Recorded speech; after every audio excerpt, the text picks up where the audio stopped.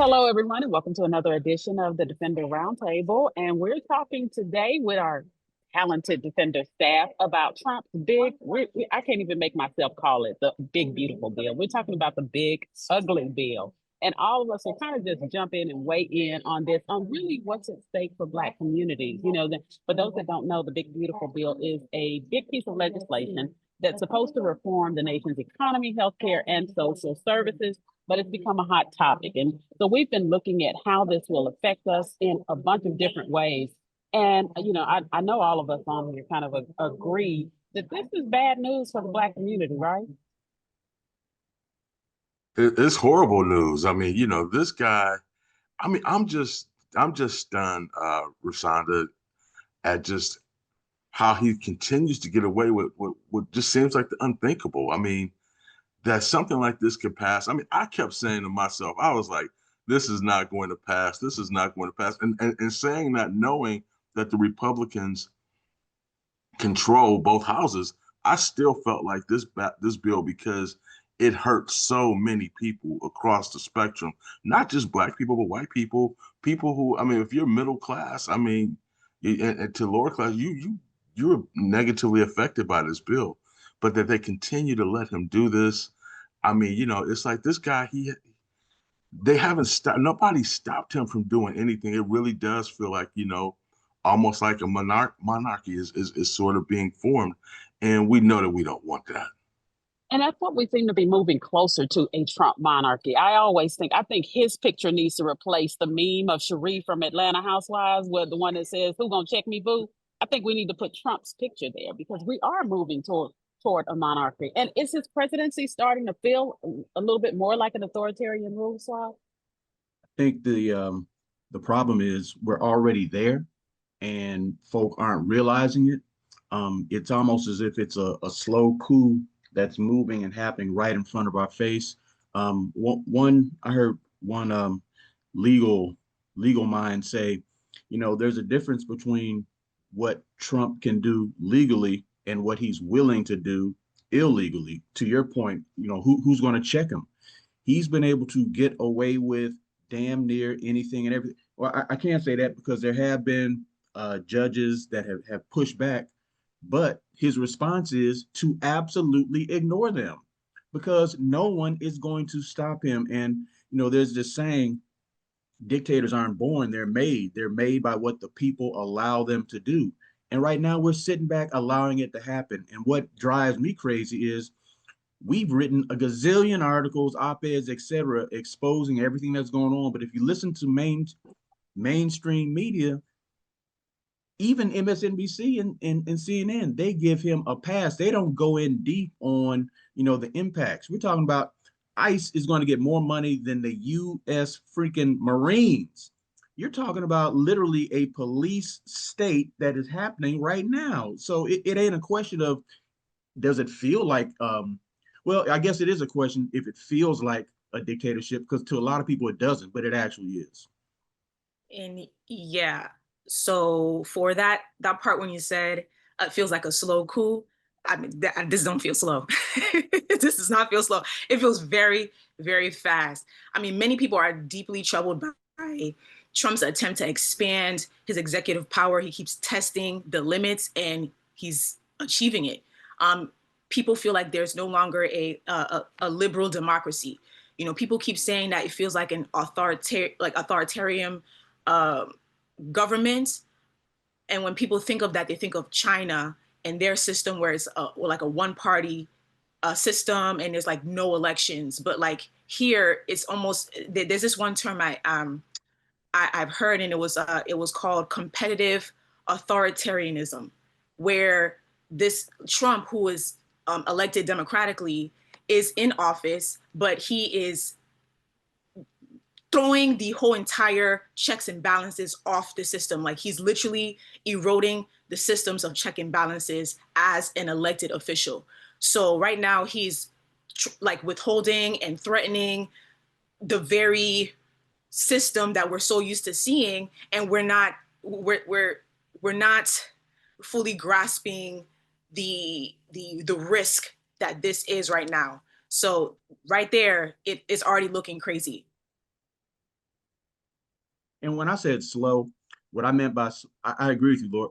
It's absolutely going on at lightning speed. When I say a slow coup, I mean us human beings in this country actually recognizing what's going on. That's the slow part. Yeah. Would you Yeah. say that Democrats have done enough to push back in the situation where they're outnumbered? And they're only outnumbered by a little bit, but would you say they need to do more?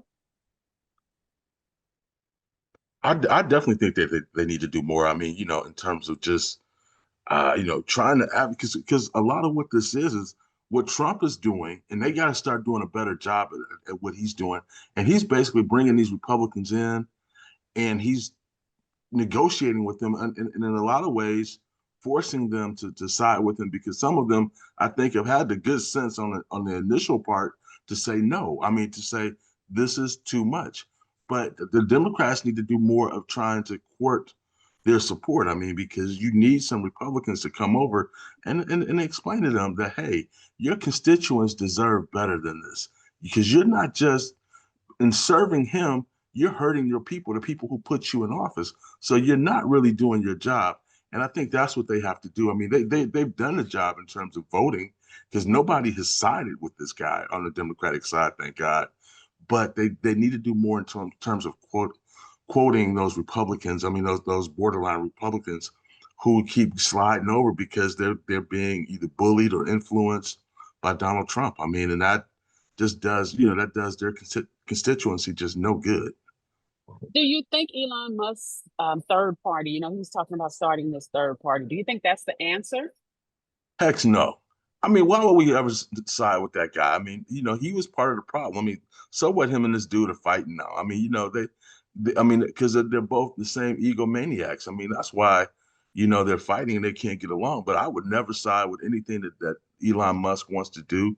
Only thing my hope is that he takes more votes, and I think he will. He'll take more votes from Trump and the Republican side, which may be the best thing in the world for the Democrats. I mean, so you need some sort of split. So maybe that's the silver lining in it for us. But I mean, but beyond that, no.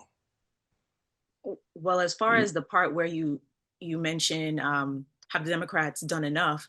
I mean, we see the polls and how the numbers are quite low for dissatisfaction of the people, and they do feel like these elected officials, Democratic officials, are not doing enough to tackle Trump's policies.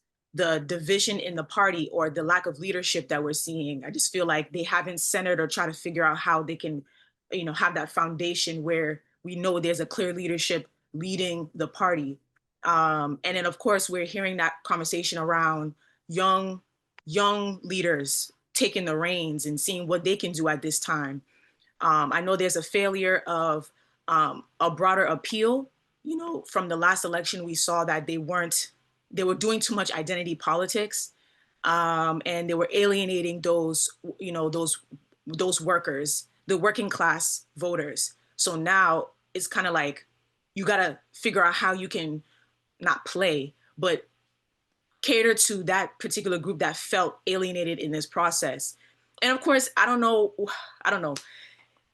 just the challenges in blocking legislation has become very, very difficult for them. So when you're looking at all of these bills getting passed, the average American who probably doesn't even know how the process of government works are just like, what are you guys doing? How are you allowing this to pass? And having these struggles to block major Republican initiatives in this process, like, how are you allowing this to happen? So the average American are not getting the general sense of how this process works. And that's just my 2 cents about, at least conversation wise, about what is going on. Now, as far as, Elon Musk, nobody cares about all of that. I just feel like these rich people think that there's some sort of demand for their leadership for the American people. I don't know where they got the audacity from, but it's not it. Because I remember, I believe in 1999, and correct me if I'm wrong, this is not the first time Trump considered running for office. And at that time, he was thinking about running for office under a third party, the Reform Party, but he didn't run until like years later when he decided to run for a two-party system. So all this talk about third-party system, people think it's so easy to say, okay, yeah, let me run on a third party system and everybody's going to come and support it when America is so focused on, or they only know a two-party system. That's how Trump won anyway. So all this to say, I don't see how this is going to work. And that whole conversation around Trump and Elon and their fight, I mean, Elon spent around $250 million to back Trump in 2024. I just feel like all of that is a distraction. And we have to understand, what is Elon Musk's like goal for a third party? What is he really doing it for? Maybe he's doing it just to spite Trump, to be like, yeah, you know, I don't need you, let me find a way. Like, we need to understand, like, why would you back? What is his real intention about starting a third party? That's where people And need to why are start we there. even Why? having that conversation? Right. Elon Musk is an apartheid South Africa neo-Nazi supporting asshole. Why on earth are we even contemplating that? You know, that whole Doge thing, everyone knows that the wealth, the big money lies in who controls information. Doge allowed him to get in there and get all of our information about every one of us, our doctor's appointments, our who we owe money, everything. Now he has that. And so he can monetize that until the day he dies. He got what he wanted. Third party, that's just noise, that's just talk. But it's white nationalist madness that absolutely we should not be down with. You ask, are the Democrats doing enough? Hell no. If you look at what goes on in other countries, when they see this happening, their political leaders get the people to take it to the streets, which is one of the reasons why I'm so mad about mainstream media, because we don't see the images that you can see on social media where entire countries of people are coming out and protesting and literally shutting down government, shutting down everything, not allowing the madness to happen. But we are allowing it to happen. One of the reasons why is because Trump punked the big media. You know, he sued them because they were calling out all of his illegality. And so now we don't have a fourth estate that is holding him accountable in the eyes of the public. He punked law firms. He bought them off to stop them from enforcing laws to keep him in check. He was backed by all those folks who control the information, those tech bros. And so this is dangerous times. And I keep hearing people say, oh, we've been here before. No, we have not been here before. These are dangerous, crazy, crazy times, and we better wake up to it. And speaking of that, SWAT, I mean, I thought, you know, Rashonda, you did this great article that really broke down how this is affecting the Black community. And today on our website, you know, you have a great story about, are we kind of becoming apartheid 2.0 in these situations? And so the question is, though, I mean, how you know, how's this affecting the Black community? What are some of these policies that are going to hit us hardest? I mean, and I think, you know, the digs at SNAP, I mean, at Medicare, you know, Section 8, things like that. I mean, you know, that people in our community use, but people in the broader community use more than us. So, I mean, but these are things that are going to affect us. And I think people really need to pay attention to this and really get upset. And like you said, we got to take this to the streets. Yeah, we are out of time, or we could keep going on. That we do have an article, as you said, a couple of articles on the defendernetwork.com where we break down specifically how these affect the Black community. So you may want to make sure you check those out, because all of this, one vote doesn't count. This is the same as all of the candidates are the same. We're seeing the difference. But we will have to pick this conversation up next time. We are out of time. We hope you enjoyed this discussion. Check out the article on defendernetwork.com, and don't forget to like and subscribe to our YouTube channel and support Defender journalism. Thank you for joining us, and we'll see you next time.